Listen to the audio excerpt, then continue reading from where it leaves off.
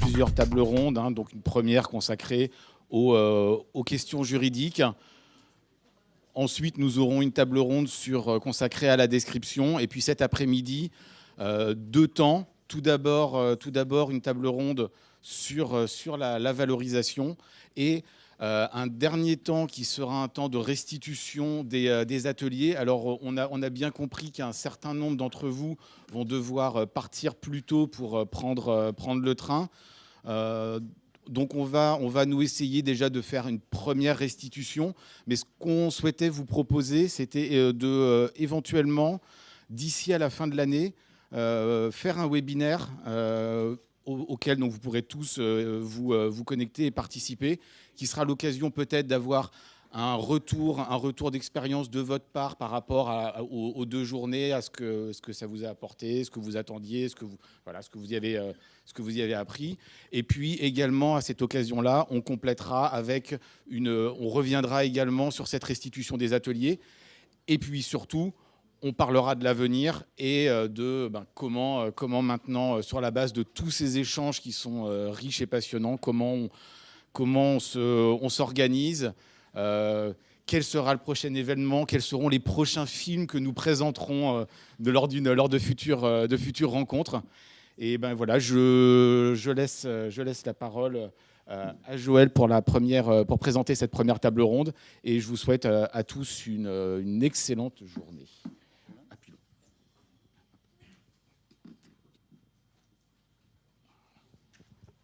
Merci. Bon, bonjour à toutes et à tous. Donc on m'a demandé de modérer cette table ronde qui a été malicieusement intitulée, je crois, y a-t-il un juriste dans l'avion ? À mon avis, on peut la reformuler autrement, c'est-à-dire est-ce que l'archiviste est promis au crash s'il méconnaît le droit ? Voilà. Donc l'idée, c'est qu'effectivement, quand il y a quand même un constat qu'on a dû tous faire à un moment donné ou à un autre dans notre carrière, c'est que quand on commence à s'intéresser aux archives audiovisuelles et qu'on doit les collecter, les conserver, les classer, les communiquer surtout, on se rend compte qu'il y a une certaine complexité juridique, notamment du fait qu'il y a des droits des tiers assez nombreux qui peuvent peser sur ces archives. Alors, alors ces droits, il faut bien dire que parfois, ça semble un peu effrayant, hein, un petit peu inquiétant quand on n'est pas un spécialiste ou une spécialiste. Et donc l'idée de cette table ronde, c'est de présenter, c'est de faire un rappel un peu succinct de ce que peuvent être ces droits et surtout de voir comment on peut les anticiper, les prendre en compte dans notre démarche d'archiviste depuis la collecte jusqu'à la valorisation et peut-être aussi de montrer comment, en les apprivoisant, on peut finalement s'en sortir au mieux. Alors, la table ronde, elle va se dérouler, on a invité des personnes avec des profils assez différents.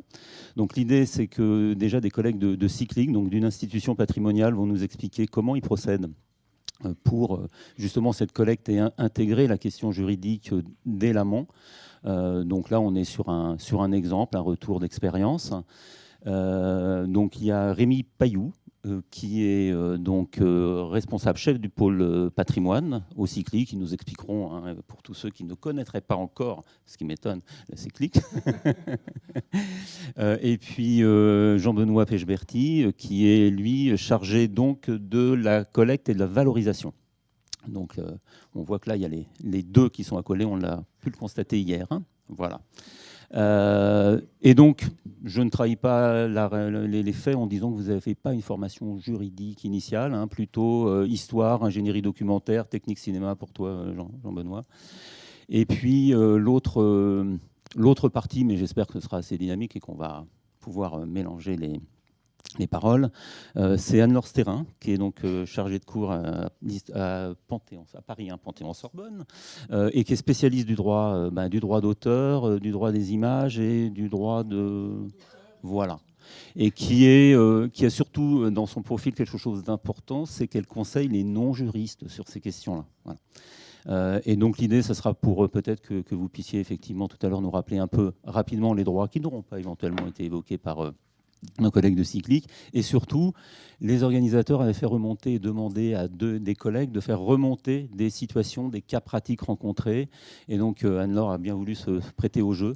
Et donc, sur ces 2 cas qui devraient faire écho à pas mal de situations rencontrées par nous au quotidien, voilà, donnera quelques explications et montrera peut-être comment, à des situations ou des réclamations un peu inattendues, on peut avoir des réponses constructives et dédramatisantes. Voilà, donc peut-être je vais laisser la parole à Rémi et Jean-Benoît pour un retour d'expérience. Oui, on va essayer de ne pas faire cracher l'avion, justement. Merci, bonjour à toutes et tous. Effectivement, merci beaucoup pour l'organisation de ces journées professionnelles. C'est un sujet qui est effectivement éminemment important.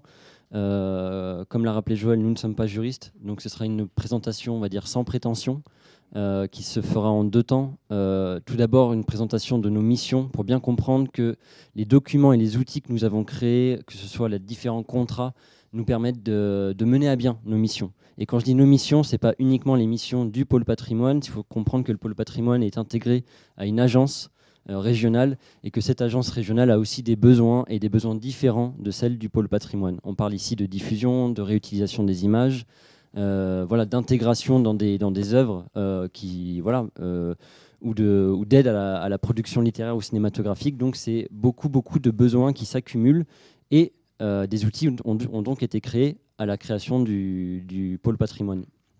Je voudrais aussi dire que les documents qui ont été créés sont revus au fur et à mesure. Et à l'origine de cette création, nous ne sommes pas à l'origine de la création des documents.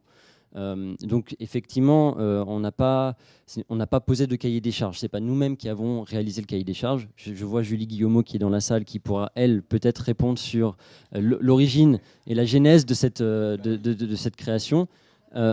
Voilà, un avocat. On le met en gras. Mais effectivement, je pense que c'est très important d'établir une bonne base de travail. Cette base de travail avait été bien faite et vous allez le voir, aujourd'hui, donc on est sur le territoire depuis 2006, ces contrats, même s'ils ont été modifiés à la marge, fonctionnent toujours à notre niveau. Après, voilà, il y a la question juridique qui est là, mais à notre niveau, ça fonctionne. On n'a jamais eu de véritable contentieux ou de problématiques générées ou de crash. L'avion est toujours présent. Et d'ailleurs, voilà, exactement. Donc dans le charter ici, nous serons 2, effectivement. Moi pour la partie plus organisationnelle et de la présentation du secteur du pôle patrimoine, et Jean-Benoît qui sera plus là pour traiter les cas pratiques puisqu'il est en lien direct avec les déposants.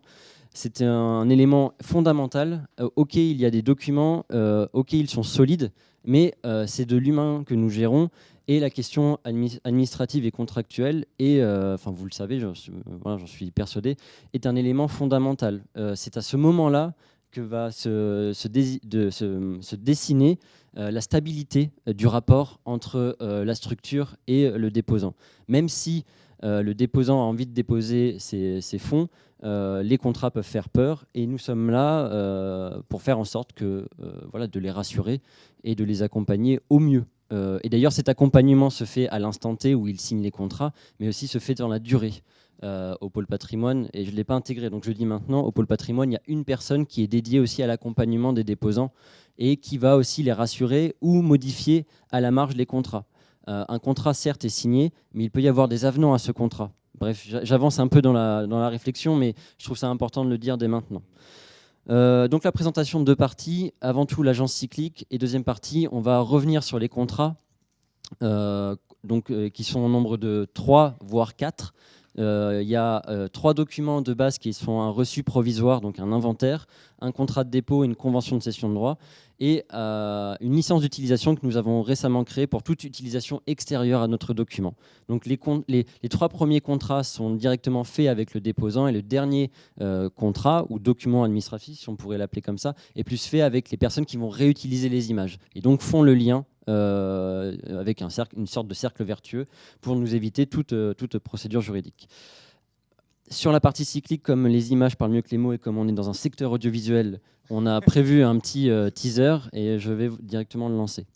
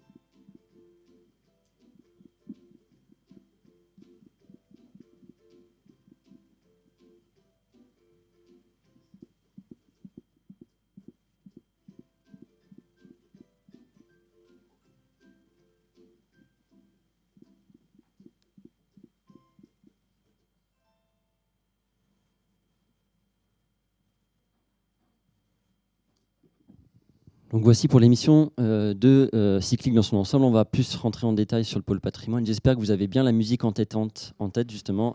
C'est un peu... Mais vous avez...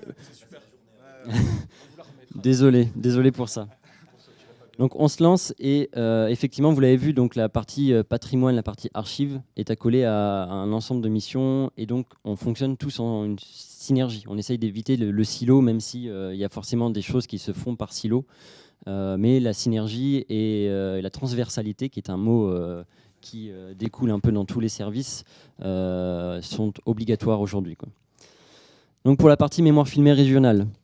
Voici un peu, même si vous connaissez les détails, je pense, donc on va aller assez rapide sur cette partie, mais c'est important de connaître nos besoins avant de créer les contrats. Donc avant de créer des contrats, il faut identifier les besoins. Donc effectivement, 2006, lancement de la mission, une mission régionale financée par la région et la DRAC, qui avait pour objectif donc d'œuvrer à la création d'une mémoire commune à partir de ces fonds d'archives, avec des dispositifs qui sont la collecte, la conservation, la numérisation, la documentation et la valorisation des fonds. Tout ça se fait en interne, c'est-à-dire que même le stockage des films, nous avons des lieux de stockage dédiés.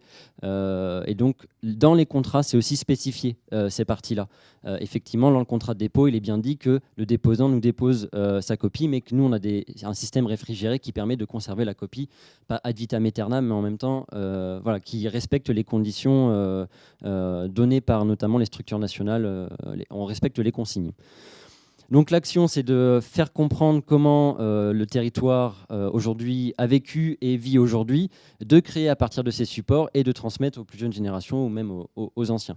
Au niveau des outils, effectivement, on a une plateforme technique régionale pour la numérisation avec plusieurs scanners que vous connaissez à peu près, enfin, voilà, la technique de la num et du transfert. 3 zones de stockage, je viens de le dire. 5 collaborateurs, ça aussi c'est important, c'est-à-dire qu'on a pratiquement un collaborateur pour chaque mission. Et tout à l'heure, je parlais du lien avec les déposants. Donc on a une personne à l'administration qui à la fois est chargée de cette partie-là, c'est-à-dire du lien avec les déposants, mais aussi, et c'est important de le souligner, on le reverra par la suite, de la vente d'images. Effectivement, on fait de la vente d'images, donc c'est un point fort à souligner.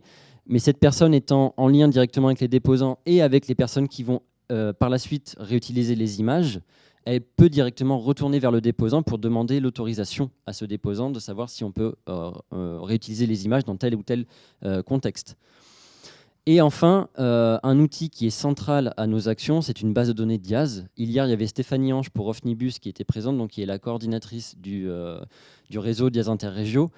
Cette base de données est très importante aussi et un élément important dans la contractualisation. C'est pour dire que toutes les informations qui sont récupérées sont informées dans cette base et on se réfère toujours à cette base pour justement savoir si le fonds est utilisable ou pas. Et en fonction des droits, on va pouvoir utiliser l'image ou non. Donc, on en vient à la partie du cinéma amateur. Qu'est-ce que le cinéma amateur ? Vous l'avez tous identifié. On voulait juste redresser quelques thématiques. Et là, je laisse la parole à Jean-Benoît. Oui, c'est ça. Peut-être que c'est pas la peine de rappeler ce qu'est la définition du cinéma amateur. Vous l'avez, c'est indiqué derrière moi. Juste peut-être rappelez-nous ce qu'on a comme type de film dans notre structure. Effectivement, je pense que ça doit être semblable à ce que vous avez, vous, dans vos structures respectives. Essentiellement, on est autour du film de famille, le film d'actualité locale, des films de vacances, des films de voyage, des films militants, des films documentaires, du cinéma d'animation. On a également de la fiction, de la chanson filmée. On a voilà, il y a du film institutionnel, du film d'entreprise. Des fonds de télé locales aussi, on en a pas mal, c'est important de le rappeler. On a aussi des fonds qui proviennent des maisons de la culture qui sont sur nos territoires, maisons de la culture de Bourges, maisons de la culture d'Orléans. On a également des fonds qui proviennent de structures d'archives, tout simplement archives départementales ou archives municipales. Et après, on est vraiment un peu avec ça en dehors du cercle du cinéma amateur, de la bulle du cinéma amateur. C'est toute la production cyclique. Tous les films qui ont été soutenus et aidés par Cyclique, à l'écriture, à la production, dont nous avons une copie qui nous est déposée par le producteur. Voilà. Et après, on a aussi tout ce qui est de l'ordre des travaux, enfin des films réalisés, notamment par le pôle éducation. tous les films d'atelier, je vais dire, qu'on conserve également. Alors au niveau des supports, ça doit être aussi sensiblement la même chose que dans vos structures respectives, des films sur support pellicule et des films sur bande vidéo. Donc voilà, grosso modo, c'est ce à quoi on a affaire. Donc, la mission patrimoine commence par la collecte et je laisse le micro. Ben oui. Alors la collecte en chiffres, alors effectivement c'est cumulatif, hein, c'est pas 25 000 films à l'année, hein, parce que sinon on serait une armée de collecteurs, pas une seule personne. Donc voilà, ça c'est des chiffres depuis 2006 bien évidemment. 25 000 supports films, voilà, partagés entre, je vous l'ai dit, des bandes pellicules, des bandes vidéo. On est actuellement en 1120 déposants. On collecte grosso modo entre 500 et 1000 supports films à l'année. Ça c'est le chiffre moyen actuellement. Au tout début, quand ça a été créé, c'était plus conséquent que ça. Bien évidemment, il n'y avait pas de films dans les collections, donc il fallait faire remonter des films de toute façon. Le film le plus ancien, 1919. Alors, petite précision, 1919, c'est un film semi-pro ou semi-amateur, comme on le veut, en fonction du côté où on se place. C'est un film tourné en 35 mm sur les faits des retours des poilus à Châteauroux en 1919. Donc voilà, c'est la personne commanditaire du film a fait appel à des opérateurs professionnels. Donc là, on a plutôt affaire à un document semi-professionnel. Après, on est plutôt sur 1924 pour les premiers films amateurs tournés avec des caméras Pathé Baby 9,5 mm. Vous le voyez, on a une répartition à peu près équitable, homogène au sein de nos collections. À peu près, je dis, et le 1% représente leur région, et tout le reste, ce sont les départements en fait, qui sont pourvoyeurs de fonds. Voilà, tout simplement. Passons maintenant à la partie de l'encadrement de la documentation. L'encadrement, on y reviendra plus précisément dans la partie contractualisation, mais effectivement de rappeler que la collecte se fait directement en lien avec la contractualisation. Et on le verra, la temporalité de cette contractualisation. Mais voilà, je vous l'ai dit, reçu provisoire, contrat de dépôt, convention de cession de droit, 3 documents qui viennent un peu jalonner le dépôt de chaque film. Effectivement, on le souligne, ces contrats facilitent les usages à venir et ouvrent les possibilités. Au niveau de la documentation, c'est aussi très important de souligner que la documentation est faite aussi en lien avec la contractualisation, puisque le documentaliste effectue un catalogage et une indexation en fonction du document contractuel, c'est-à-dire que certains champs vont être directement liés au droit. Le résumé peut intégrer, par exemple, ce film est lié à telle structure, donc on ne peut pas l'utiliser. Donc tout est fait là en synergie pour faire en sorte que la base de données référence l'ensemble des informations importantes. Là, vous voyez un chiffre, juste pour vous donner le chiffre du nombre de fiches documentaires faites depuis 2007. Et donc ce travail-là de documentation et de catalogage est très important. Il y a des références contractuelles, il y a des références de contextualisation. On fait confiance à chaque personne qui rentre ces informations-là. Et après, nous, sur différentes opérations, on revient sur ces fiches. Donc, il faut qu'elles soient impeccables, et notamment au niveau des droits. Puisque parfois, les demandes doivent être traitées rapidement. On revient aux demandes de vente d'images, ou même si un déposant veut changer. Et on y reviendra sur la partie contractualisation. Certains déposants reviennent vers nous en nous disant ben non, moi j'ai plus envie que mon film soit diffusé sur une plateforme ou voilà. Et donc on peut revenir sur la base de données et changer le niveau de droit du film. Au niveau de la diffusion, il me semble que c'est mon collègue. Alors moins que de commenter ce qu'il y a à l'image, c'est peut-être vous rappeler, le faire de vive voix et vous dire un peu les formes de diffusion, de valorisation qu'on a rapidement, essayer de balayer ça. Les projections publiques, Rémi a indiqué sur cette slide, notamment les mémoires filmées. Voilà, des projections publiques où on diffuse des films amateurs qui viennent raconter la petite et la grande histoire d'un territoire. Voilà, un territoire donné, ça peut être une commune et ses environs, ça peut être un département en fonction du focus qu'on veut faire sur le territoire donné. Et on a des films amateurs qui balayent à peu près tout le XXe siècle et on raconte en images donc ce territoire-là. Et généralement, c'est des vu que la plupart des films qui sont présentés sont muets, on contextualise les images à mesure qu'elles sont projetées auprès du public. Après, effectivement, il y a des créations élaborées à partir de films amateurs. Ça peut être des ciné-concerts, du spectacle vivant, de la performance vidéo, du VJing, enfin plein de choses. Des ateliers de sensibilisation auprès des scolaires, de sensibilisation au cinéma et au cinéma amateur auprès des scolaires. Ça peut être le fait que ces films soient réemployés dans des œuvres ultérieures, type documentaire ou fiction. On a aussi le fait que ces films soient intégrés dans des scénographies d'exposition. C'est aussi l'intégration de ces films comment dire, dans le cadre de ciné-conférences qu'on présente régulièrement au Rendez-vous de l'Histoire à Blois, où on travaille avec des universitaires. Et également, c'est l'objet d'avant-programmes qu'on diffuse soit dans le réseau des cinémobiles, soit dans les salles de cinéma ou autres. Voilà. Est-ce qu'il y avait d'autres choses à évoquer? Si, quand même, rapidement, les chiffres. Bon, ils sont là, hein, il n'y a peut-être pas besoin d'expliciter plus. Ouais, non. Pour en terminer sur la partie d'émission et pour passer à la partie contractualisation, on voulait juste vous indiquer qu'effectivement, il y a un site qui diffuse l'ensemble des archives et ce n'est pas anodin. Encore une fois, dans les contrats, c'est bien spécifié que nous avons un site web, que les films sont en accès libre pour toutes les personnes. Et voilà, au vu des différents chiffres qu'on vous met sous les yeux, il y a une grosse partie de nos collections qui sont accessibles aujourd'hui, donc les chiffres parlent un peu d'eux-mêmes. Et au niveau de la fréquentation, pareil, le site est très fréquenté, donc il y a un public un public varié qui voit ces images. Donc encore une fois, c'est en amont dans la contractualisation, et je l'ai répété, hein, ce mot, ça c'est très bien.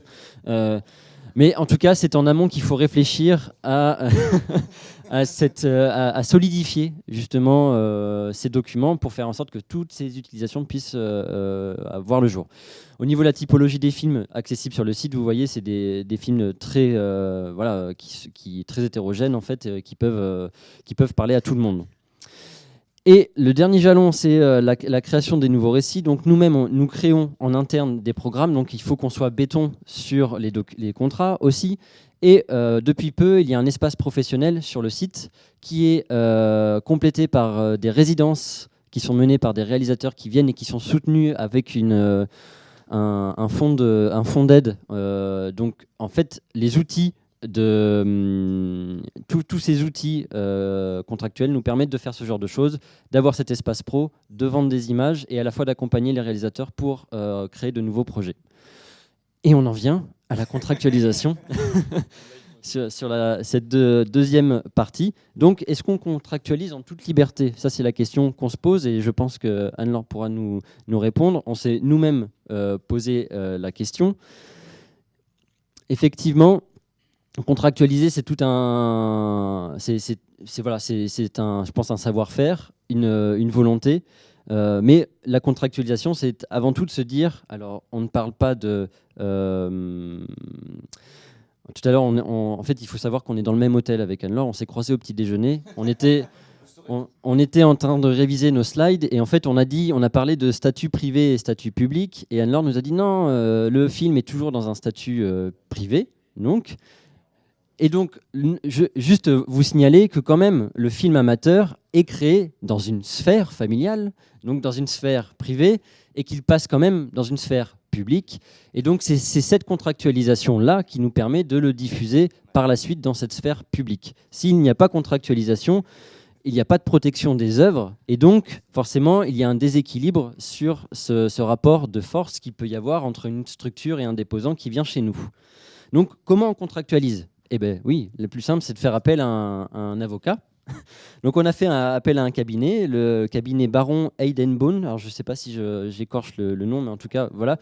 C'est un cabinet qui est sur Paris, qui était spécialisé dans ce genre de questions et qui a fait en sorte de traiter les questions de la contractualisation en fonction aussi de notre statut d'établissement, puisque nous sommes un EPCC, établissement public de coopération culturelle, et que nous ne traitons pas ce que l'on appelle de la rétrocession aussi, c'est-à-dire que nous ne redonnons pas de l'argent aux déposants si nous faisons de la vente d'images. Et donc ça, c'était un point important aussi avant de faire les documents.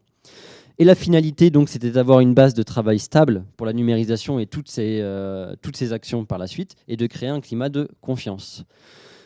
Donc, comme on l'a vu tout à l'heure, il y a différents contrats, et ils sont jalonnés sur une temporalité qui est plus ou moins variable et qui va scander un peu les relations qu'on a avec les déposants. Alors, en fait, voilà, grosso modo de la gauche vers la droite. Moi, je vais plutôt m'attarder sur le reçu provisoire de dépôt. En fait, c'est le premier contrat en fait entre Cyclic et la personne déposante.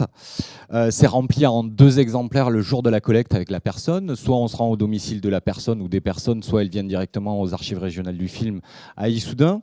Alors, on y consigne des informations de format, de support. On donne une référence qui reprend les 3 premières lettres du nom de famille de la personne suivi d'un numéro d'ordre. Et on indique pardonnez-moi, le métrage ou la durée du support concerné. Et effectivement, sur la droite, c'est plus les informations réalisateur, lieu, date, événement. On essaie de détailler au maximum tout le séquençage qu'il peut y avoir dans les bobines de films qu'on recueille ou les bandes vidéo. Donc voilà, après ça suppose parfois visionnage avec les personnes directement sur place, avec au moyen de visionneuses, peut-être que vous avez aussi dans les collections non-films de vos structures. Voilà. Après, effectivement, pour la vidéo, c'est plus compliqué de faire du visionnage sur place.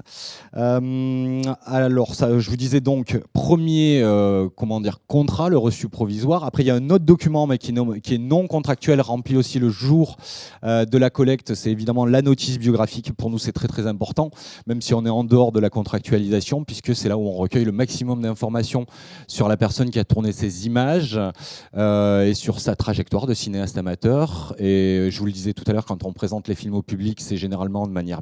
Enfin, les films sont muets, donc on commente, on présente les films au public à mesure que les films sont projetés. C'est là qu'on donne les informations essentielles autour des cinéastes amateurs. Voilà, pour nous, c'est vraiment très important de les faire reconnaître comme auteurs de témoignages. Donc voilà, et le reçu de dépôt et la notice biographique, on va dire que ce sont les 2 premiers documents constitutifs du dossier de déposant à Cyclic. Voilà. Les deux autres documents qui viennent par la suite, donc on parle d'1 an avant de la re-signature de nouveaux contrats. Des fois, c'est pas le cas. Enfin, ça dépend des cas de figure. Bon, généralement, c'est ça. L'année écoulée, les 2 autres contrats de dépôt et convention de cession de droit, sont envoyés aux déposants.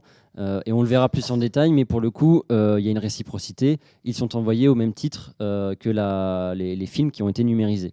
Donc les documents sont envoyés, et une fois que les documents envoyés sont signés, le déposant reçoit, soit à l'époque c'était un DVD, maintenant c'est sur une clé USB ou un fichier de transfert, les fichiers en contrepartie. Et effectivement, on essaie d'indiquer 1 an après, il y a une diffusion sur le site mémoire si la personne nous a accepté de cette diffusion-là, puisque ça, c'est les 1 an, c'est le traitement documentaire avant que le film soit réencodé sur le site mémoire. Donc on a mis des mots-clés, effectivement, il y a une véritable officialisation avec le reçu provisoire. Et puis après, c'est une responsabilité de part et d'autre qui vient se figer à l'intérieur de ces contrats. Concernant le contrat de dépôt, voilà, le contrat, le nom déjà parle de lui-même. Effectivement, le dépôt, le contrat a pour but d'officialiser le stockage du support par la structure Cyclic envers le déposant.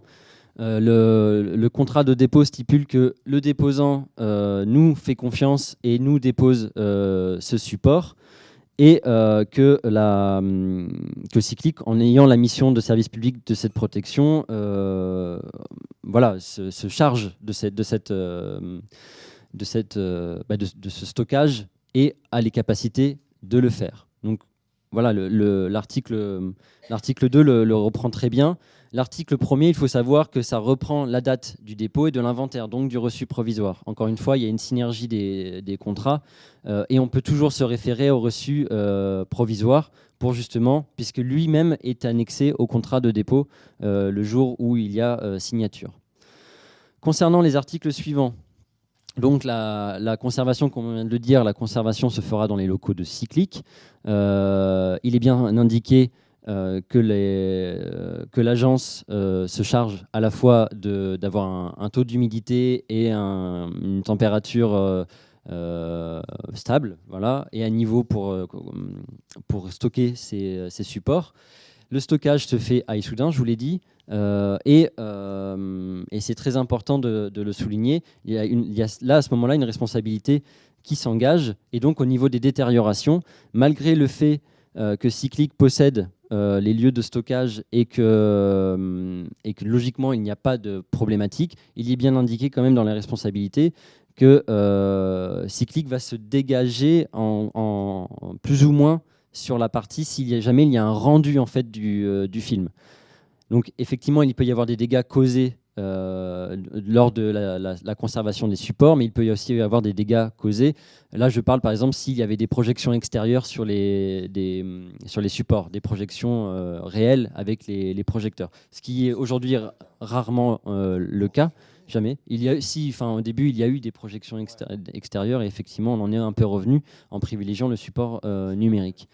Mais effectivement, c'est intéressant de le souligner. Cyclic se protège ici, ça c'est très important. Et Cyclic aussi se protège sur la nature des déposants. Jean-Benoît a cité tout à l'heure, il y a des déposants individuels, mais il y a des grosses structures.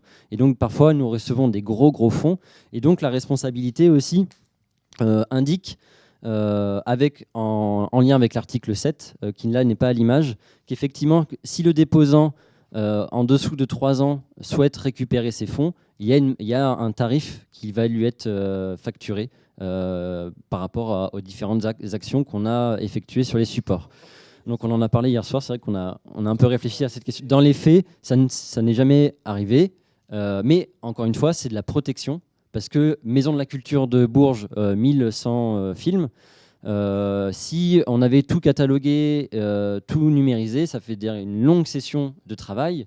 Et donc, on est un service public, encore une fois. Si ce travail est mené sur ce fonds-là, c'est-à-dire qu'il n'est pas mené sur d'autres fonds, donc on perd du temps. Et voilà. Enfin bref, tout travail, entre guillemets, a une justification, a une valeur, et donc c'est bien stipulé. On passe toujours au contrat de dépôt. Là, on est sur une partie qui est très intéressante, notamment celle sur l'autorisation d'utilisation des documents. On va en quelque sorte devancer la convention de cession de droit. Et on note déjà les différentes formes de réutilisation à titre gratuit sur les différents documents. Donc c'est dans le titre, autorisation d'utilisation des documents audiovisuels. Là, avant d'arriver à l'article 13, l'article 9, lui, stipule qu'il y a une copie, comme je vous l'ai dit, qui est redonnée aux déposants. Donc il y a la réciprocité là, qui s'engage dans l'article 10. Et encore une fois, je ne l'ai pas mis à l'image, mais l'article 11, c'est important. Là, c'est sur la reproduction des films qui vont être faits, donc la numérisation ou toute copie qui vont être réalisées. C'est la propriété de Cyclic. Tout fichier qui sort du scanner est alors la propriété de la structure, alors que le support reste la propriété du déposant. Et ça, c'est très important de l'indiquer. Et est-ce que j'oublie des choses ? Et effectivement, dans l'article 11, il y a aussi une partie sur les recommandations éventuelles du déposant, sur notamment la partie réutilisation ou stockage. Et donc, ces informations-là, stockées dans la base de données, et on s'y réfère tout le temps. Et effectivement, toujours l'article 13 est assez éloquent. Les garanties. Le déposant garantit Cyclic contre tout recours ou action que pourrait former copropriétaire, indivisaire ou toute personne se prétendant propriétaire des documents déposés. Effectivement, le dépôt peut être fait par l'ayant droit, mais aussi peut être fait par une personne qui a récupéré les bobines dans une brocante, et donc il n'est pas l'ayant droit des supports. Et donc là, on se protège sur une personne éventuelle qui viendrait chez nous. Il faut savoir que les films, encore une fois, si la personne nous dépose les films et nous dit moi je ne veux pas le diffuser, on ne diffuse pas le film. Mais par contre, on a cet article-là qui nous protège si jamais quelqu'un vient toquer à notre porte. À ce moment-là, on recontractualisera avec une autre personne. Ce qui arrive. On en reviendra sur la partie cas pratique. On passe maintenant à la convention de cession de droit. Donc, la convention de cession de droit est un peu plus complexe. Donc, effectivement, là, il y a des éléments juridiques. Peut-être que Anne-Laure reviendra vers nous. Mais il y a cette notion de droit d'exploitation, droits patrimoniaux. droits patrimoniaux, donc droits de reproduction et de représentation des supports. Comme on l'a indiqué dans le contrat de dépôt, la convention de cession de droit ici remet un peu une couche pour dire que le déposant cède totalement la propriété, les droits à titre exclusif du support numérique pour les différentes diffusions. Donc voilà, forcément, comme ça paraît très descendant de la structure au déposant. C'est toute une partie pédagogique qu'on va mettre en place et c'est très important. Et effectivement, dans l'article, hein, vous pouvez le lire, hein, il y a toujours le titre de la gratuité. Le cédant cède à titre gratuit. Il n'y a pas de rétrocession, c'est toujours à titre gratuit. Et donc, nous, après, on doit aussi fonctionner avec ça. Et c'est là où ça peut être parfois complexe. Par contre, vous demandez également l'exclusivité. Oui, effectivement. Donc le déposant n'a aucun droit, lui, pour une réexploitation par ses propres moyens. Ouais, le déposant, effectivement, repasse par l'agence, mais de toute façon, voilà, exactement. Alors, il se peut, dans des cas pratiques, effectivement, et ça on peut en parler tout de suite, il y a certaines personnes qui souhaitent déposer les films, qu'on fasse tout le traitement, mais garder l'exclusivité pour la vente d'images.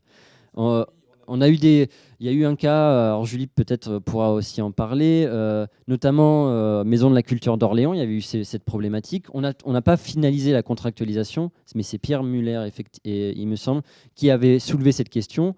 Moi, je suis réalisateur de ces fonds, vous allez les diffuser, mais j'en ai la propriété. Et si vous faites une diffusion, par exemple, dans une salle de cinéma en zone commerciale, comment ça se passe? Est-ce que j'ai une rétrocession? Est-ce que c'est moi qui touche l'argent?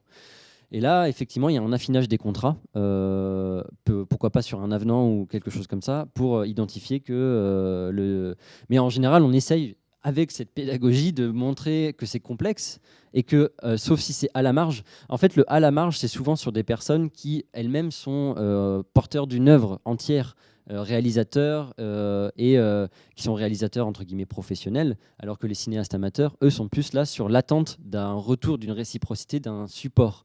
Donc, à partir du moment où ils ont leur support, ils vont nous faire confiance. Parce qu'on leur a montré ce qu'on faisait avec les images, etc. etc. Donc c'est là où vient l'exclusivité. Voilà. Oui.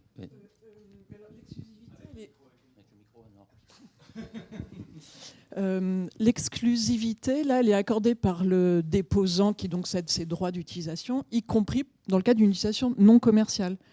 Est-ce qu'il n'y a jamais eu de problème? Les déposants, ils sont d'accord pour ne jamais réutiliser ce qu'ils viennent déposer, les archives audiovisuelles? Ils les réutilisent dans les faits. Hein. Enfin, on n'est pas derrière le déposant pour savoir s'il réutilise le fichier. Une fois que le fichier est redonné sur forme de fichier de transfert clé USB, voilà, on ne contacte pas régulièrement les déposants pour savoir s'ils ont utilisé les films. À ma connaissance, ça n'est jamais arrivé. C'est peut-être le cas. Tant mieux s'ils le réutilisent dans une sphère, on va dire, privée, et ça c'est le but. Après, dans une sphère publique, il y en a sans doute. Il y a des cinéastes amateurs qui sont aussi encore dans des clubs, des choses comme ça. Bah, forcément, ils vont en faire des diffusions comme ça. C'est déjà arrivé. Et même, alors ça c'est peut-être en sous-texte, hein. Parfois ça nous facilite le travail. Certains déposants nous disent « Ah, mais j'ai envie d'organiser une projection. » Ah ben, vous avez le fichier, ah ben, vous pouvez le faire. Là, ils viennent vers nous. Là, ça nous facilite les choses. On n'a pas à redonner le fichier et à re-signer un contrat pour dire un tel a fait la diffusion. Par contre, on encadre et puis on accompagne.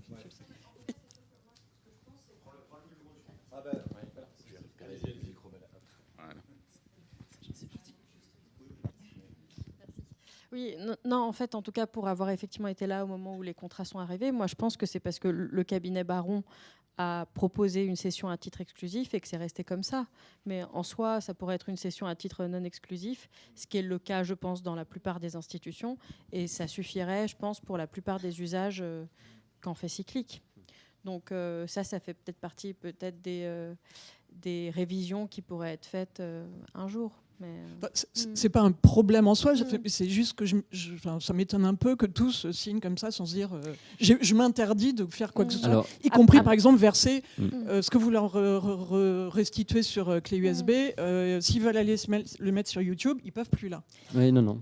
Mais c'est aussi pour se protéger de ça, parce que la plateforme était lancée allait se lancer, il y avait une réflexion, effectivement, il y avait cette idée. Je pense qu'il n'y a pas eu de réflexion là-dessus sur YouTube. C'est bien de penser qu'on l'avait pensé. Moi, je pense pas. Après, ça s'est fait comme ça. Moi, je pense que ce qu'a dit Rémi, qui est important, c'est le contact humain, qui est très important au départ. Il y a quand même la rencontre au moment du dépôt, où on passe souvent une demi-journée. Parfois, on se fait inviter à manger.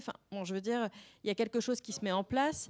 Il y a la personne, puis tout le monde le sait ici, quand on fait de la collecte auprès de particuliers, il y a toujours un rapport humain qui entre en jeu. Et derrière, il y a la personne qui s'occupe effectivement du suivi des déposants et des relations. Et c'est quelqu'un qui est très bien. Et avant, c'était aussi quelqu'un qui était très bon dans la question des relations et qui disait « Oui, vous inquiétez pas, on va faire les choses comme ça ». Les gens, ils n'ont pas conscience qu'ils nous signent à ce moment-là quelque chose qui est aussi... Sauf dans le cas de figure que, par exemple, Rémi a exposé pour Pierre Muller. Mais ça, c'est encore une question qui est plus complexe, puisque le fonds de la Maison de la Culture d'Orléans, à ma connaissance, il n'y a pas de convention de cession. Aucune. Puisque Pierre Muller n'a pas les droits sur les films. Il a en partie des droits, mais c'est des droits partagés, donc il ne peut pas prendre la responsabilité de signer une convention. Et puis, d'autre part, peut-être que là, on est sur l'idée que vous scannez, vous numérisez, donc à partir de supports analogiques. Mais si demain, et on souhaite longue vie à Cyclique, vous allez vers du numérique natif, la question de la copie va devenir plus complexe et baser quelque chose sur... voilà. Parce que vous ne pourrez pas appliquer des droits exclusifs sur une copie alors que c'est l'objet numérique initial. Mais les droits exclusifs sont appliqués sur l'œuvre, pas sur un support. En fait, effectivement, Rémi a dit ça, mais le principe de la convention de dépôt, c'était une convention de dépôt pour gérer l'entrée du document physique, même si en relisant, je me suis étonnée qu'il y ait des articles qui soient finalement propres à une cession de droit, presque, aux usages de l'œuvre fixée sur le support, c'est bizarre. J'avais oublié ça.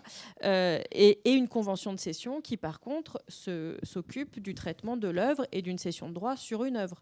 Donc la question du support est en fait annexe.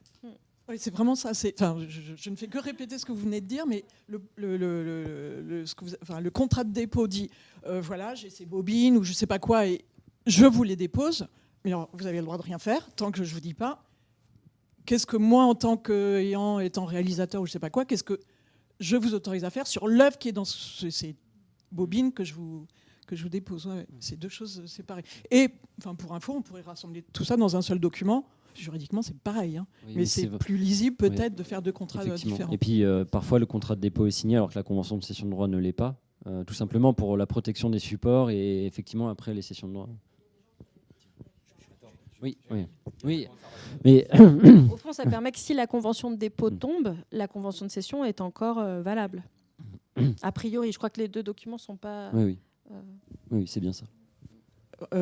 Il peut être, alors là, tout est possible juridiquement, tant que c'est pas interdit par la loi, on peut tout prévoir.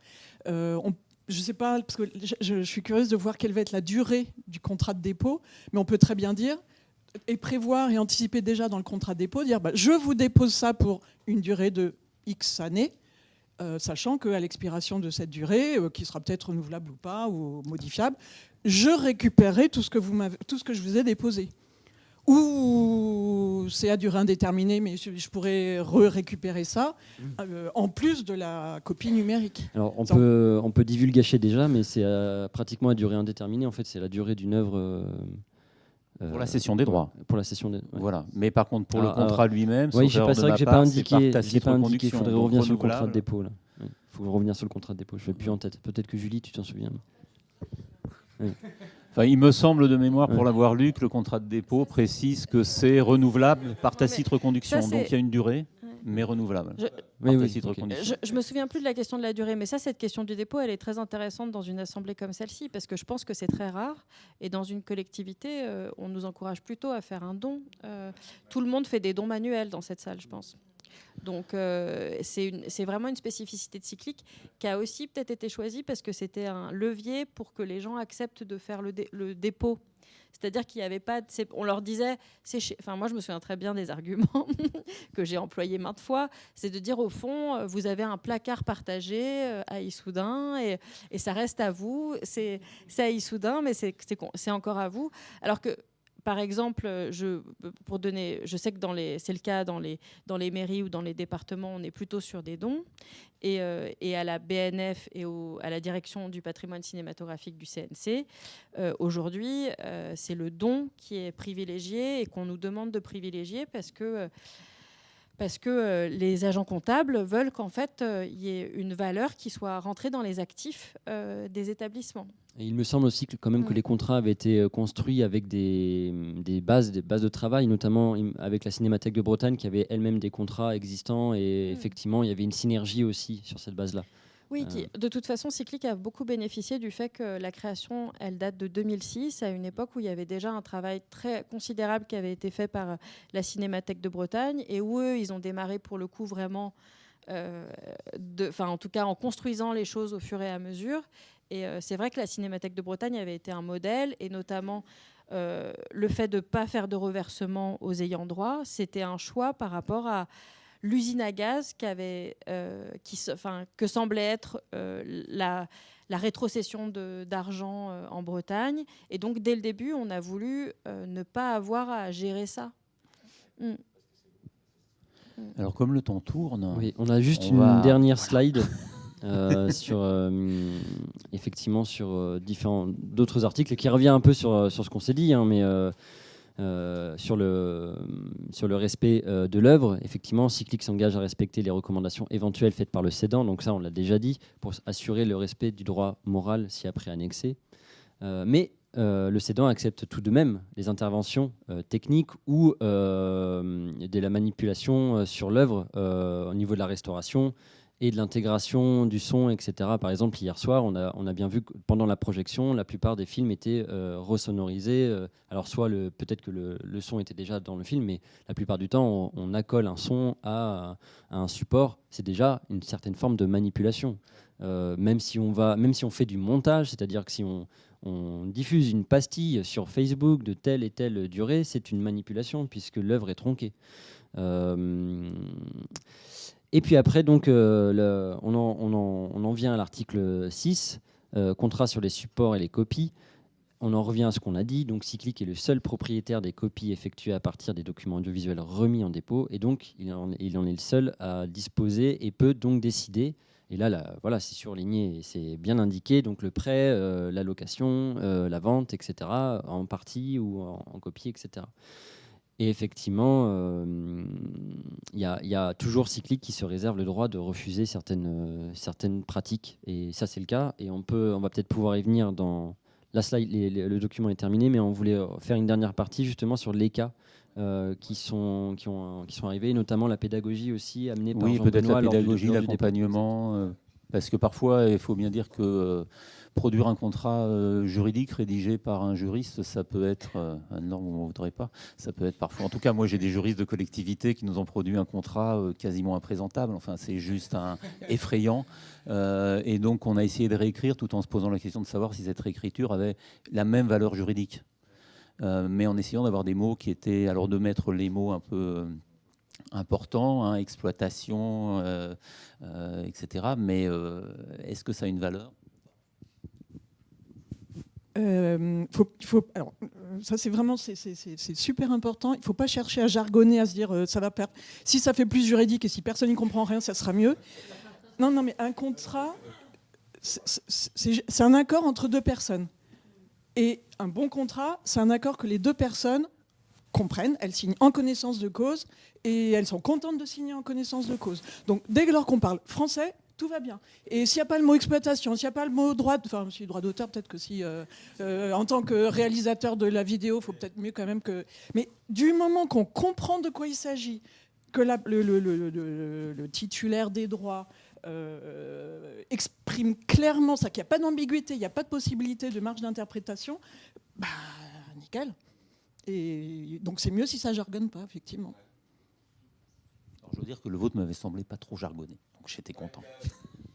Moi, quand je vais en collecte et quand je reçois des gens aux archives pour faire des dépôts de films, c'est le préalable indispensable, c'est-à-dire vulgariser. Je ne vais pas ressortir la commande. Alors, certaines personnes me disent est-ce que je peux avoir accès aux documents préalablement, ce que je fais aussi, hein, c'est-à-dire voilà, ça ne nous dérange pas du tout de remettre des exemplaires spécimens, au contraire. Et puis, s'il faut détailler et puis vulgariser, c'est le moment. Et puis surtout, c'est vraiment jouer carte sur table dès le début. Il ne faut pas qu'il y ait d'inconnus, il ne faut pas qu'il y ait de mystère, parce que c'est le meilleur moyen d'avoir des embêtements par la suite, au moment du déroulé que Rémi a expliqué, toute la chaîne de travail. Donc ouais, c'est à ce moment-là que tout se joue, et c'est à ce moment-là qu'on établit ce rapport de confiance qui va permettre à ce qu'on soit sur quelque chose de stable et sur la durée, dans nos échanges avec les personnes déposantes. Quitte à ce que la personne qui dépose et donc qui vous autorise à faire je ne sais pas quoi, quitte à ce qu'elle, à la lecture de ce que vous lui proposez, elle dise non, ça je veux pas. C'est que le contrat, je le répète là, je fais un peu la juriste, mais le contrat, un contrat, c'est un accord de volonté. Quelqu'un me transmet un PDF. Que j'ai plus qu'à signer. Pour l'instant, il n'y a pas de contrat. Il y a un document. Mais tant que j'ai pas signé, il n'y a pas d'accord de volonté. Et c'est non, cette phrase, vous supprimez. Je veux pas l'exclusivité ou je veux bien l'exclusivité, mais pas à titre non commercial. Je sais pas. On discute, on négocie, et une fois qu'on tombe d'accord, accord de volonté, on signe le contrat modifié. Accord de volonté, c'est-à-dire qu'on est amené, comme disait Rémi tout à l'heure, parfois à amender à la marge le document de manière à ce que ça puisse correspondre parfaitement aux attentes de la personne qui va nous déposer les films. Oui, à ce titre, il peut y avoir des cas qui sont plus compliqués, plus compliqués façon de parler, mais des cas particuliers. On a en mémoire, alors vous l'avez vu mais peut-être un peu rapidement dans les slides qui sont passés, on a un film qui nous a été déposé qui est quand même très important pour l'histoire de notre territoire. C'est le film sur le camp d'internement et de triage qui se trouve à Douadik. Ça ne vous parle pas peut-être. Douadik, c'est à l'ouest, grosso modo sud-ouest de Châteauroux, pour ceux qui voient où se trouve Châteauroux. Enfin bref, voilà, non mais c'est ça, après on est dans la brousse, hein, mince, voilà. Voilà. Donc, en tout cas, un film rare à notre connaissance. Je crois que c'est un des seuls films qu'on ait qui était tourné dans le cadre d'un camp d'internement, qui était là pour faire du triage et de la redirection de populations juives, notamment étrangères, mais situées en France, et qui a été tourné par une l'infirmière du camp, qui s'appelait Jeanne Billard. Ce film a été récupéré par un historien, monsieur Philippe Barlet, qui en est le déposant à l'heure actuelle, et qui a des exigences tout à fait particulières, c'est-à-dire qu'il est d'accord notamment sur la vente d'images. Mais par exemple, il y a une société de production qui a voulu réutiliser les images. Et là, lui, il faut qu'il donne son accord. C'est-à-dire qu'il veut savoir le contexte d'intégration vraiment spécifique de ces images dans le documentaire qui va se réaliser. Et à ce titre, il a refusé la première version du commentaire voix off qui avait été donnée, écrite par le réalisateur et ses équipes. Il a fait revenir les équipes dessus. Il leur a même écrit le commentaire voix off parce qu'il faut que ça soit d'une rigueur historique très précise. Il ne veut pas qu'il y ait une utilisation qui puisse donner lieu à une autre interprétation de sens que les images elles-mêmes qui lui ont été confiées par Madame Billard. Donc voilà, c'est des cas plus particuliers, mais c'est des cas auxquels on est confronté. Alors, là, juste une petite remarque de qualification juridique. Cet historien qui est propriétaire, il est bien propriétaire. Ça lui a été donné, ce film, par Madame Billard elle-même, la personne qui a tourné ces images, qui est décédée maintenant. D'accord, et qui lui a dit, vous allez faire tout ce que vous voulez. Voilà, c'est ça.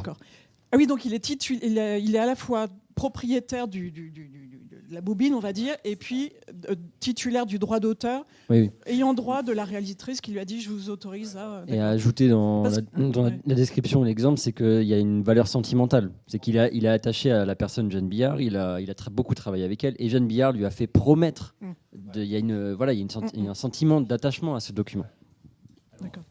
En fait, vous l'aurez compris, on est parti sur une table ronde qui va durer à peu près 4h30 minimum et qui va forcément susciter chez beaucoup d'entre vous de la frustration parce que je sens que le temps de parole va être limité. Donc on va enchaîner tout de suite, si ça ne vous embête pas, sur la deuxième partie parce que sinon on a quelques personnes qui vont être assez frustrées.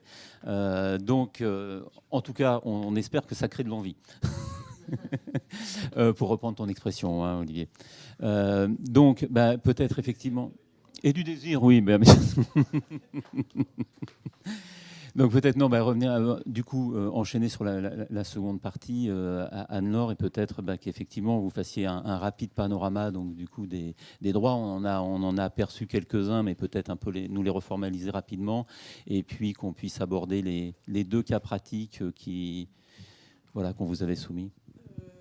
Alors, rapidement, des archives audiovisuelles, ça peut mettre en jeu un droit d'auteur, ça on en a parlé.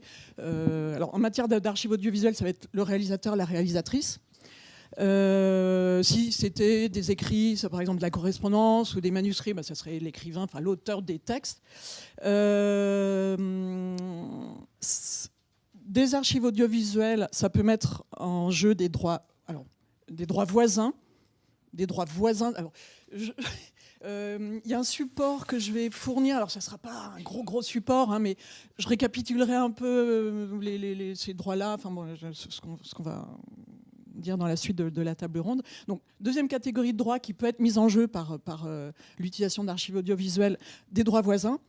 Voisins parce que droit voisin du droit d'auteur.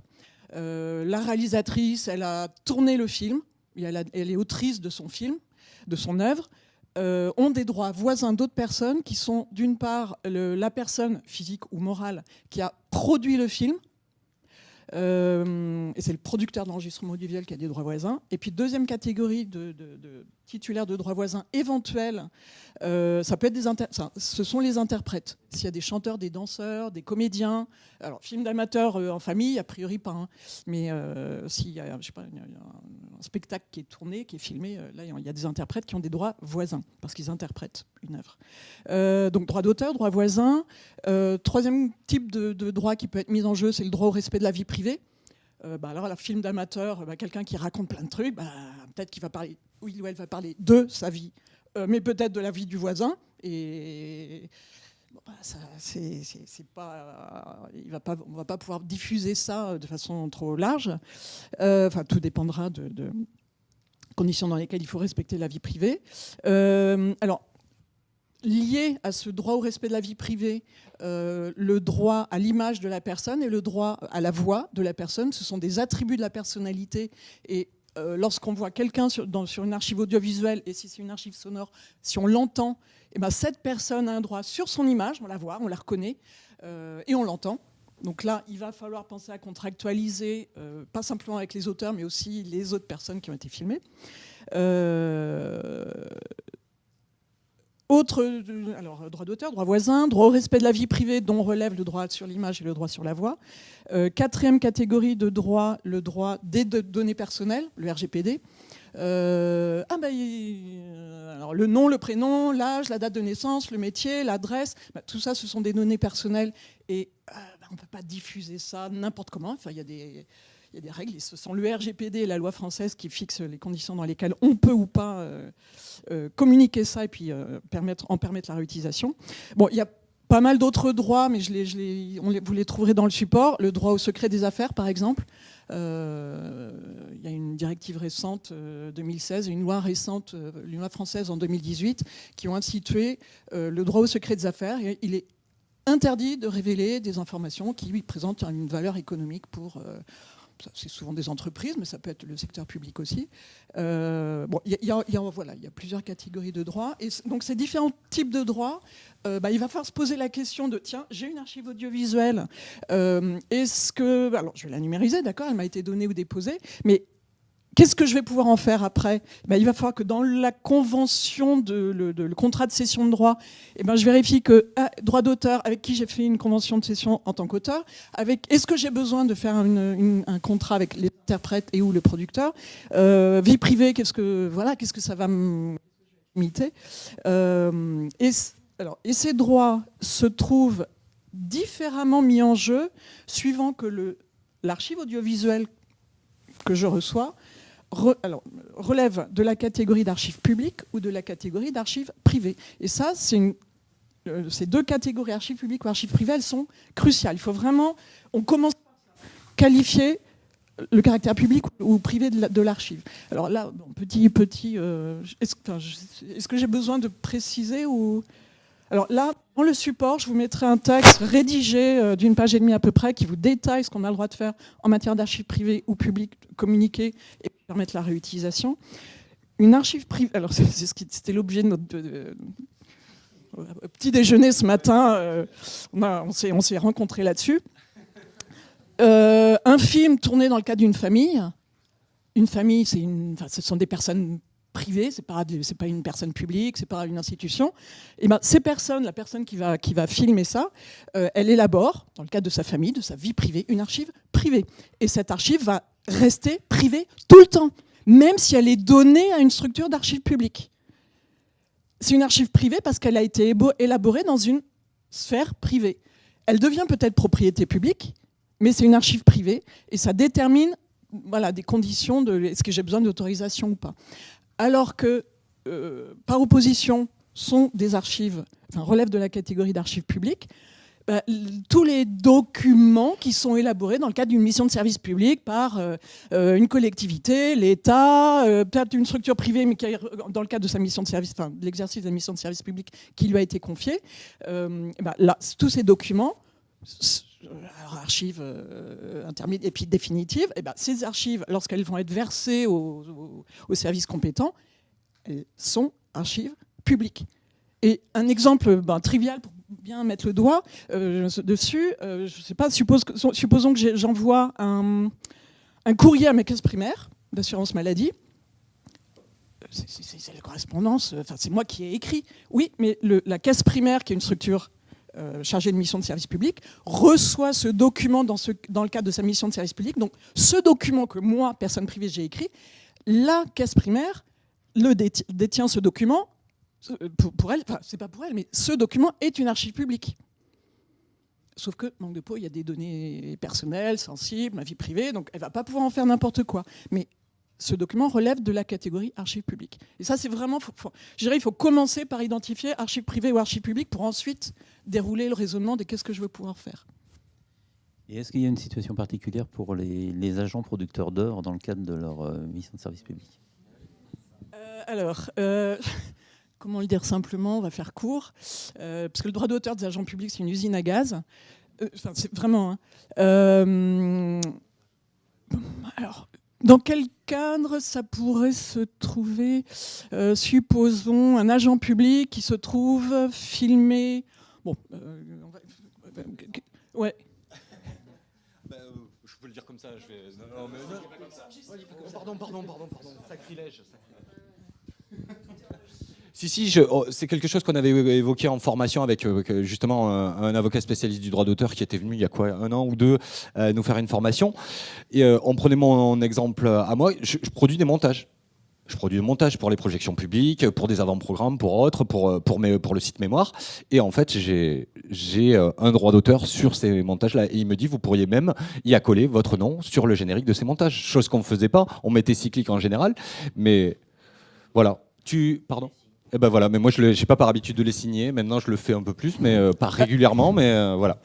Alors là, le code de propriété intellectuelle qui identifie qui sont les personnes qui peuvent invoquer la qualité d'eau. Là, je ne parle même pas d'agents publics, mais sont reconnus auteurs ou co-auteurs d'une œuvre audiovisuelle, donc potentiellement d'une archive audiovisuelle. Le réalisateur, donc la personne qui était là au moment du tournage et qui a décidé que la caméra serait là, et voilà. Réalisateur, scénariste, dialoguiste, pas le monteur. Ah bah, ouais. Mais dans le cadre de films de films sans caméra, ce qui est notre cas, en fait, quand on fait des montages, puisqu'on est sur du réemploi. C'est bon. Vas-y, c'est bien parce que... Non, c'est juste que tu es réalisateur de ce montage. Tu n'es pas seulement monteur. Tu produis, dans ce sens-là, oui. Tu produis intellectuellement un agencement de film. C'est Les le mots titre ont de un sens. réalisateur. Mais du coup, juste comme ça, je reprendrai pas le micro. Moi, ce que j'avais compris, c'est qu'on pouvait juste avoir le droit de paternité, en gros, quand on était agent public. Alors là, on est en France, et la France est le pays du droit d'auteur. Si on est auteur d'une œuvre, on a le droit patrimonial et le droit moral. Donc, Ah oui, non, parce que vous êtes en train de revenir au droit de paternité, au droit de l'agent public. Bon, alors, si vous faites une œuvre, c'est pas juste des montages de rush, mais vous faites une œuvre audiovisuelle à partir de... Oui. D'accord, vous êtes réalisateur. En tant qu'agent public, tant que votre employeur, l'administration qui vous emploie, le PCC, le cyclique, fait un usage de l'œuvre que vous avez élaborée dans le cadre de sa mission de service public et sans en faire d'argent, donc sans commercialisation, il n'y a pas besoin de votre autorisation d'auteur. Mais il faut effectivement respecter vos droits de paternité et donc mettre que c'est vous, Jean-Benoît, qui êtes auteur de cette œuvre réalisée. Si jamais Cyclique prévoit de faire une utilisation commerciale, par exemple, là, il y a l'obligation que vous conveniez ensemble, exactement comme dans le schéma normal, habituel, voilà, comment on se répartit l'argent. Et puis on va, sauf s'il y a des cas pratiques, non, parce que la loi prévoit pas mal d'autres cas. Donc là, tout le monde a compris qu'on se séparait immédiatement de tous nos collègues qui géraient la technique audiovisuelle, hein, que immédiatement les services publics d'archives éliminaient cette fonction. Peut-être on va pouvoir donc du coup sur la base des droits que vous avez rappelés passer à l'évocation des 2 cas pratiques qui ont été remontés, parce que donc les organisateurs avaient demandé aux collègues, au réseau de faire remonter des situations rencontrées dans le cadre professionnel et qui mettaient en jeu un certain nombre de droits. Ce qui est plutôt rassurant, c'est qu'il y en a eu 2 qui sont remontés. Ça veut dire que les cas ne sont peut-être pas si nombreux, à moins qu'il y ait eu que certaines personnes aient fait preuve de timidité. Et donc le premier cas qu'on avait soumis à Anne-Laure, c'était celui qui avait été remonté par Muriel Paclet, hein, des archives de l'Hérault, et que tu passes le micro. D'accord. Qui va nous le présenter en quelques mots, et puis ensuite on aura le point de vue d'Anne-Laure. Voilà, alors je vais aller très très vite parce qu'on n'a pas beaucoup de temps. Donc dans les grandes lignes, en fait, on a en 2010 le département de l'Hérault qui a passé une convention avec une communauté de communes pour la mise en valeur de son patrimoine. Cette communauté de communes voulait créer un service éducatif du canal du Midi. Et donc le département, par le biais de notre service du patrimoine, a conventionné avec la communauté de communes, a subventionné le projet, etc. Ce projet incluait la réalisation d'enquêtes ethnographiques sur les pratiques et les représentations du canal du Midi. En 2012, donc, la communauté de communes a créé un service éducatif sur la thématique du canal du Midi et a commandé des enquêtes à une ethnologue. Donc, la communauté de communes a signé avec elle un contrat de 6 mois, un contrat de recherche qui stipulait qu'elle devait réaliser une campagne de recherche scientifique sur la thématique des pratiques et perceptions du canal du Midi par les populations riveraines, en vue de la conception d'une exposition et d'outils de médiation à destination du service éducatif Canal du Midi. L'article 2 de cette convention prévoyait qu'à l'issue de sa mission, l'enquêteur remettrait une copie des photographies réalisées, l'intégralité de ses enregistrements sonores, ainsi que on va dire des métadonnées entre guillemets sur ces enquêtes. Donc, en 2013, l'ethnologue a donc a donné aux archives départementales, plutôt, c'était un don, l'enquête orale qu'elle avait réalisée. Avec les fichiers sonores, elle a aussi donné des sortes d'analyses chronothématiques et puis toutes les coordonnées des témoins.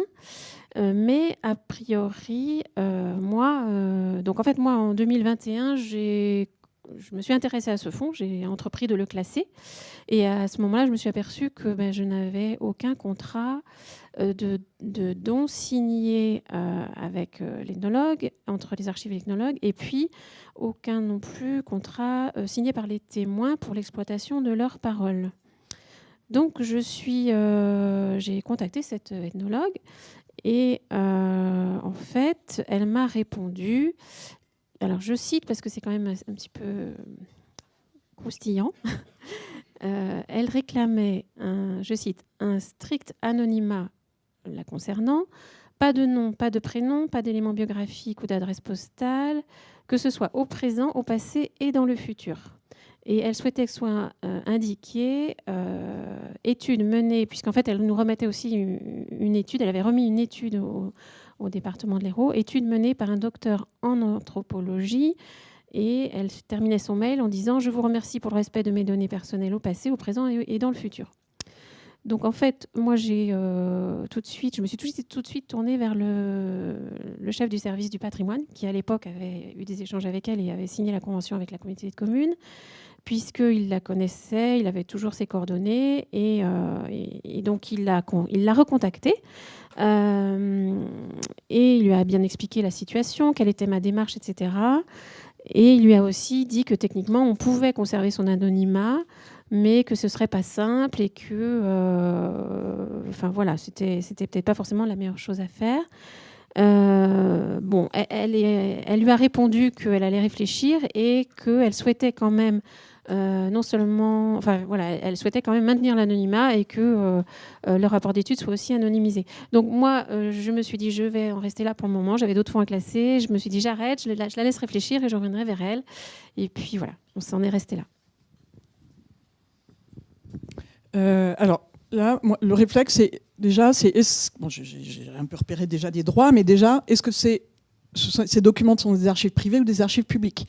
Bon, si on avait le temps, je vous laisserai répondre, mais c'est des archives publiques. Certes, c'est une ethnographe dans le cadre d'un boulot pour lequel elle a été payée à titre perso, sans être affiliée à un établissement de recherche, qui a fait le travail, oui, mais ça lui a été commandé dans le cadre d'une commande publique, donc communauté de communes, donc c'est une archive publique. Et que prévoit la loi? Une archive publique, elle est par principe librement communicable, donc tout le monde peut y avoir accès, à moins qu'il y ait des droits, des personnes tierces qui aient des droits sur ces documents d'archives publiques. Qu'est-ce qu'on peut identifier comme droit ici? Alors, il y a des photos et des enregistrements sonores. Ce ne sont pas des archives audiovisuelles. Elle est autrice des photos, elle est photographe, donc là, elle a un droit d'auteur sur ses photos. Sur des enregistrements sonores, il n'y a pas de droit de réalisateur. Des enregistrements sonores, il peut y avoir que des droits voisins. Alors elle est productrice à ce titre-là, elle pourrait... ouais, mais ça dépend du contrat de commande publique. Peut-être que c'est la communauté de communes qui a dit droits voisins, au fait c'est nous qui finançons. Donc, bon, déjà, premier point d'interrogation. Quelque chose qui est sûr, c'est qu'elle est autrice au moins en tant qu'auteur des photos. Elle a réclamé l'anonymat. Ça, c'est au titre du droit des données personnelles. Et ça, c'est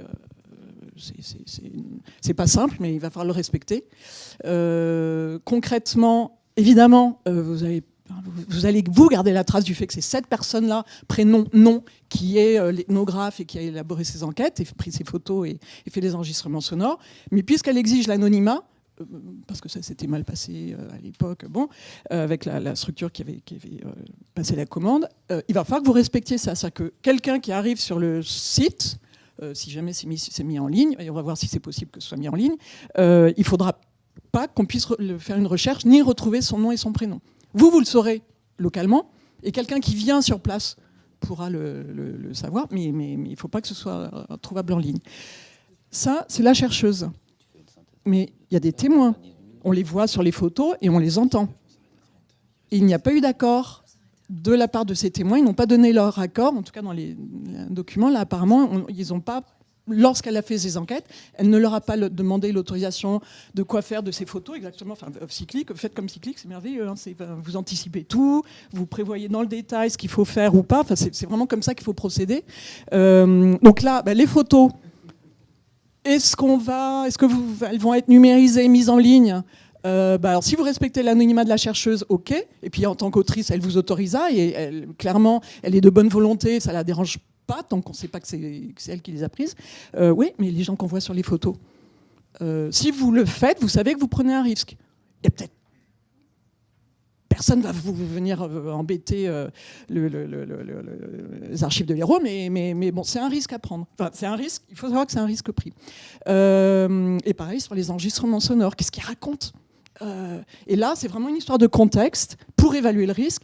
Est-ce que, voilà, ils disent, ouais, j'avais 8 ans quand j'ai vu le canal, je sais pas où, enfin, il date d'un peu plus longtemps, donc j'avais pas 8 ans, mais la première fois que j'ai découvert le canal, j'avais 8 ans, et puis je sais pas quoi, bon.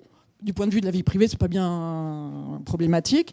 Mais s'il y a des faits qui sont évoqués dans l'enregistrement sonore qui touchent beaucoup plus à l'intime, là, il va falloir que vous disiez juridiquement, j'ai pas le droit parce que j'ai pas les accords. Et en plus, je vais pas moi me permettre d'aller au-delà, de prendre un risque parce que c'est c'est trop risqué, puis c'est du point de vue éthique, je ne peux pas faire ça à la personne. Mais déjà, juridiquement, je n'ai pas le droit.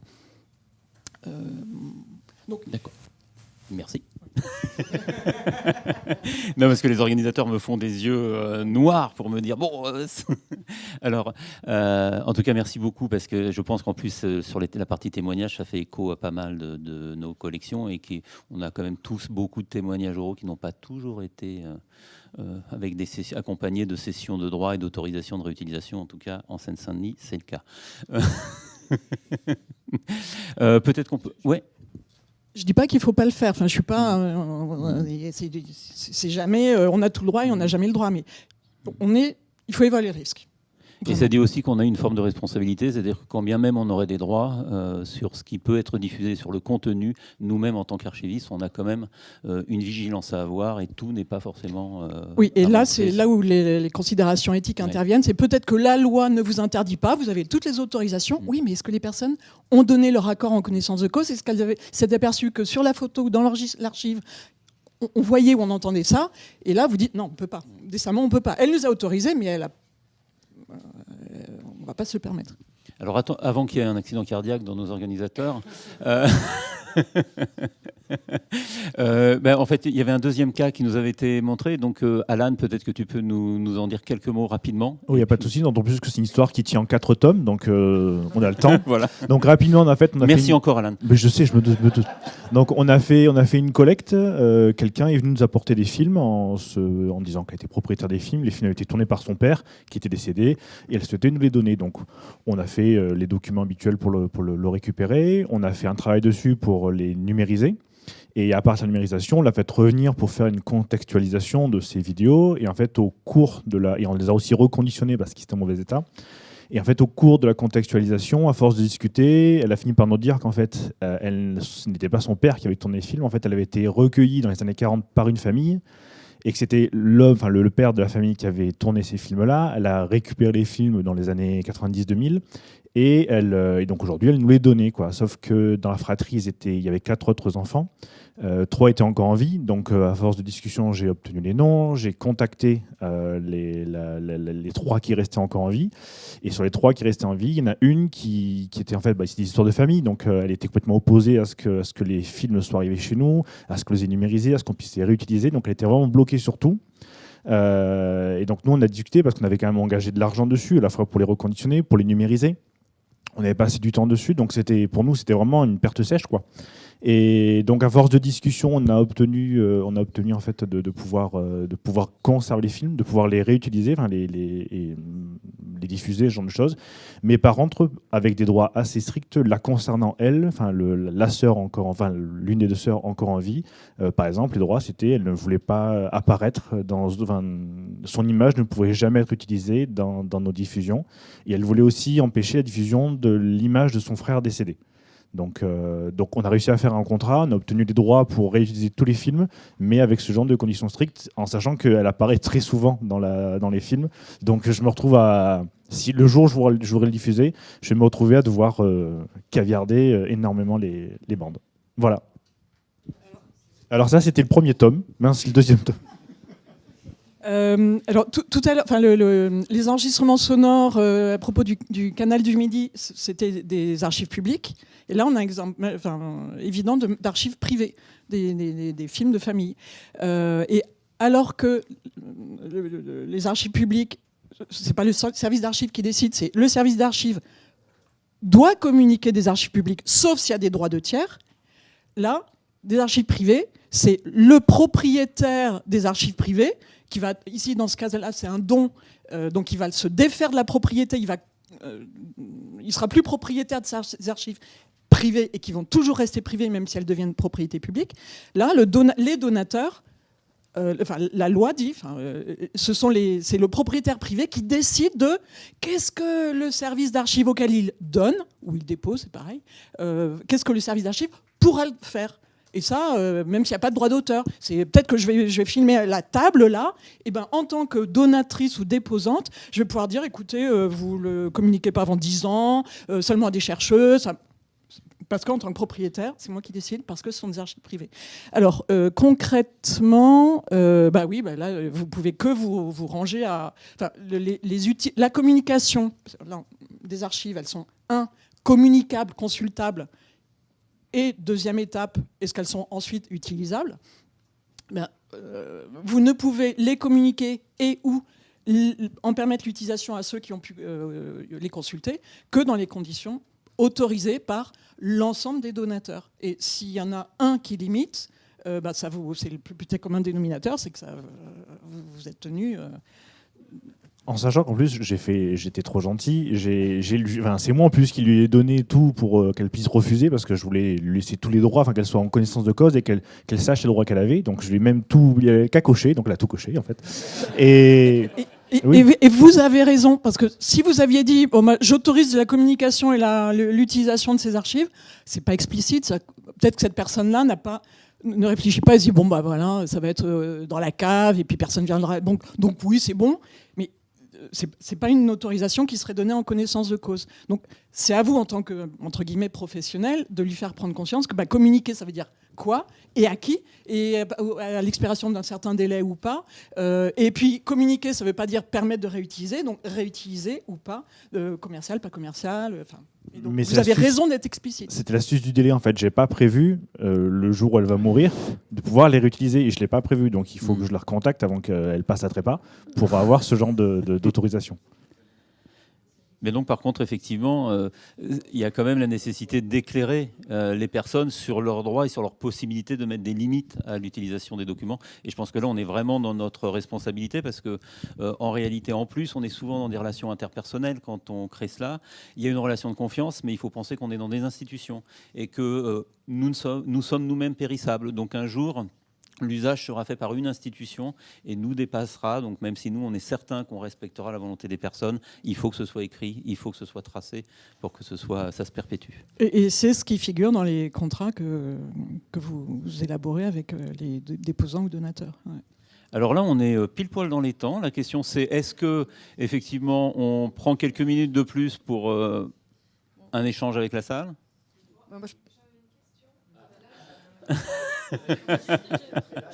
Mais du coup, après, on pourra la poser. Je poserai ma dernière question. Mais du coup, là, dans ce cas de figure, il y a la question du droit à l'image, normalement, ou à la voix qui s'éteint à la mort des personnes. Ah oui, et là, le fait qu'elle ait indiqué, peut-être par écrit, son souhait, en fait, est-ce que le souhait perdure après sa mort ? Ou est-ce que le fait que... Alors, là, il faut bien voir que, et c'est vraiment bien pour le coup, cyclique, vous faites un contrat de dépôt ou de don, et après, un autre contrat qui est, moi en tant que titulaire de droit voisin ou droit de l'image, qu'est-ce que j'autorise ? Et il faut bien avoir en tête ces deux... Donc la personne, alors il faut que je reprenne le document, mais la sœur qui a refusé, est-ce que c'est en tant que copropriétaire qu'elle a interdit tel usage, telle communication, telle condition de communication et ou telle réutilisation, ou est-ce que c'est en tant que j'apparais à l'image ? Pour ce qui est de son frère, comme elle n'a aucun droit sur l'image de son frère, il est mort et il faut savoir... Le droit au respect de la vie privée tombe avec quand une personne meurt, elle n'a plus le droit au respect de la vie privée. Le droit à l'image, le droit à la voix tombe. Donc là, pour quand même aller dans le sens de cette personne, de cette sœur, puis si elle interdit qu'on diffuse les archives sur lesquelles apparaît son frère décédé, c'est en tant que déposant, en tant que propriétaire et donc co-déposante, co-donatrice. Donc là, ça reste, on n'en bougera pas là.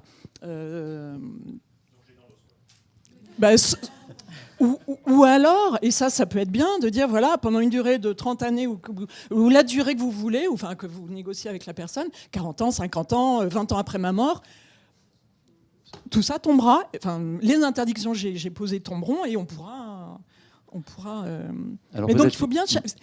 Le droit... le boulot des jurys, c'est un boulot de qualification juridique. Donc c'est en tant que quoi elle interdit. En tant que déposante, on est mal barré parce que en tant que déposante, elle a dit ça, et on peut pas en sortir.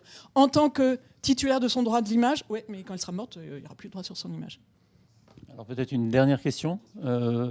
Oui.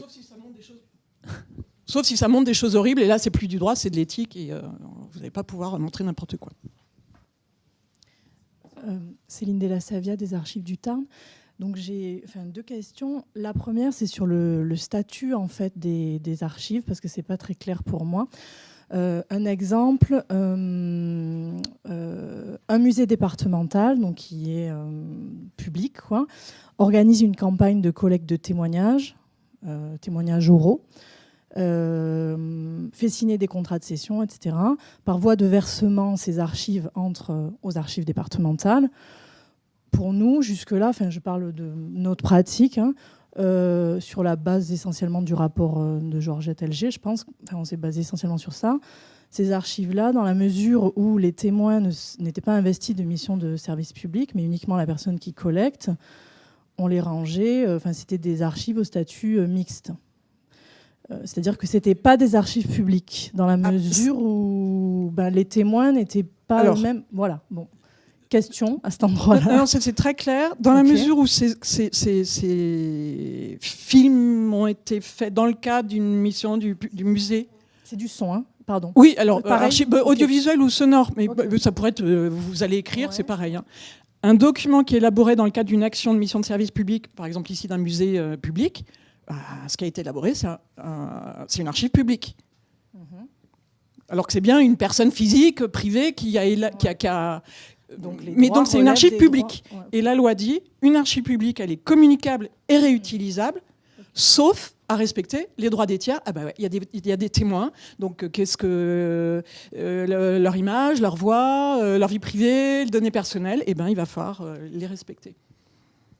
Et s'ils ont donné leur accord, dans le cadre, si au moment de la collecte, le musée a pensé à dire, au titre de votre vie privée, vous autorisez à ça, au titre de vos données personnelles, vous autorisez à ça, au titre de votre droit à l'image ou à la voix, vous nous autorisez à ça, ça pourrait être communiqué et diffusé, parce que ces personnes qui ont un droit sur ces documents qui sont des archives publiques ont permis que ce soit diffusé. Quand il y a un contrat de cession de droit... avec des droits d'auteur du coup qui ont été signés. Maintenant ils sont pas auteurs. Oui, voilà. Parce je sais pas qu'est-ce qu'on voit dans ces archives. Si c'est quelqu'un qui improvise une chanson, disons que ça pose la question aussi de tout ce que la communauté scientifique en fait a, toute la réflexion de la communauté scientifique sur la question du statut de ces œuvres, du témoignage oral, etc. Parce que c'est vrai que jusque-là, on a toujours accordé le statut d'auteur ou d'interprète, en fonction de la nature de l'intervention dans les témoignages, aux auteurs. Donc on se retrouve dans ce cas-là que vous décrivez. Je comprends bien la question de l'archive publique, mais du coup, on aurait des corpus archives publiques, mais encadrés par des contrats de cession de droit que le musée aurait fait signer et qui encadrent ces témoignages-là comme des œuvres de l'esprit, au titre d'œuvres de l'esprit, avec des délais de... voilà. En fait, du coup, faut chaque fois repartir du terrain, et je pense que j'ai mal interprété. J'ai eu l'impression que le musée faisait tourner par des agents des entretiens. Le musée a collecté des archives qui existaient déjà ? Non, le musée a réalisé des enquêtes de témoignages. D'accord, donc c'est des archives publiques avec... en fait, il faudrait écouter ces enregistrements et si c'est quelqu'un qui raconte plein de choses... oui, il est auteur de ce qu'il dit, de ses paroles. Donc, en tant qu'auteur, il faut obtenir son autorisation de communiquer ou diffuser ou pas. Et s'il y a les autorisations, vous allez pouvoir, du mot autorisé, diffuser ces archives. Il y a la catégorie archives publiques. Non, mais le texte, dans le support qui va vous être envoyé, vous allez trouver un texte qui vous indique clairement archives publiques, comment ça se passe, dans quel cas j'ai le droit de communiquer, de diffuser ou pas, et archives privées, comment ça se passe. Donc voilà, je suis désolé de devoir terminer et clôturer cette table ronde. En tout cas, on voit que le sujet est riche, qu'on n'a pu que l'effleurer évidemment, et que chaque situation nous ramène à des questionnements. C'est pour ça qu'on a besoin de juristes qui nous aident et qui vulgarisent auprès de nous. Et puis surtout, effectivement, dès que c'est possible, résolvons le maximum de questions en amont au moment de la collecte, mais pas trop d'inquiétude et d'angoisse. Quand on est obligé de le faire de façon rétrospective, on peut quand même trouver des solutions et peut-être aussi à un moment donné accepter le principe d'un risque raisonnable, même si... Oui, Anne-Laure. Oui, enfin bon, théoriquement, vous pourriez encourir un procès si vous mettez en ligne des archives que vous n'avez pas le droit de mettre en ligne. Si vous évaluez le risque comme étant très modéré, soit une personne qui va se reconnaître ou va entendre sa voix et se dire, ou va vous dire écoutez, non, je veux pas, et vous supprimez ça. Bon, et puis voilà, et puis ça s'arrête là. Et c'est généralement comme ça que ça va se passer. Okay. Merci beaucoup. Et puis la suite. Merci beaucoup. Et donc nous avons une pause jusqu'à... Bravo. Oui. Merci à Cyclic, merci Madame Stérin, merci Joël pour l'animation. Donc nous faisons une petite pause. Café, croissant, café, petite viennoiserie, etc. Et puis nous reprenons donc à 11h. Le désir monte, 50 nuances de description.